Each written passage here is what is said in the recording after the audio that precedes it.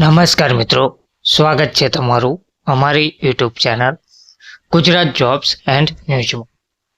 મિત્રો, આંગણવાડી કર્મચારીઓ માટે વધુ એક મહત્વના જે સમાચાર આવ્યા છે, જેમાં કાયમી નોકરી મુજબના અધિકારો આપવા માંગ પણ કરાઈ છે.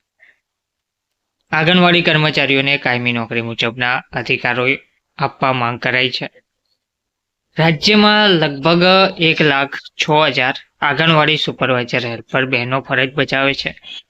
આંગણવાડી કર્મચારી બહેનો દ્વારા વિવિધ પ્રકારની આંગણવાડી ઉપરાંતની કામગીરીઓ પણ કરતા હોય છે. તેમને મળતા વેતન ખૂબ જ ઓછું હોય છે.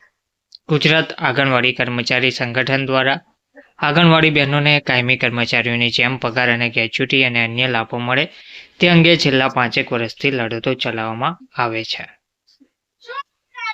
તો કેન્દ્ર સરકાર અને રાજ્ય સરકાર સમક્ષની વારંવારની માગણીઓ છતાં આંગણવાડી બહેનો અંગે કોઈ યોગ્ય નિર્ણય નહીં કરાતા સંગઠન દ્વારા સુપ્રીમ કોર્ટમાં દાદ માંગતા સુપ્રીમ કોર્ટે આંગણવાડી બહેનોની કામગીરીઓને અન્ય કર્મચારીઓની જેમ સમાન કામગીરી ગણી તેમને પગાર અને ગ્રેચ્યુટી અને અન્ય લાભો આપવા મહત્વનો ચુકાદો આપેલ છે.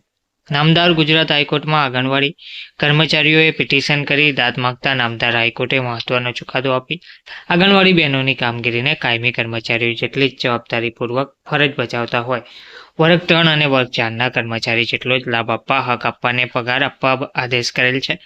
ઉપલેટા તાલુકા આંગણવાડી બહેનો દ્વારા ગુજરાત સરકાર અને રાજ્ય સરકાર સમક્ષ નામદાર ગુજરાત હાઈકોર્ટના ચુકાદાની અમલવારી તાત્કાલિક કરવાની માંગણી કરી સૂત્રોચ્ચાર કરી આવેદનપત્ર પણ પાઠવેલ હતું. ધન્યવાદ.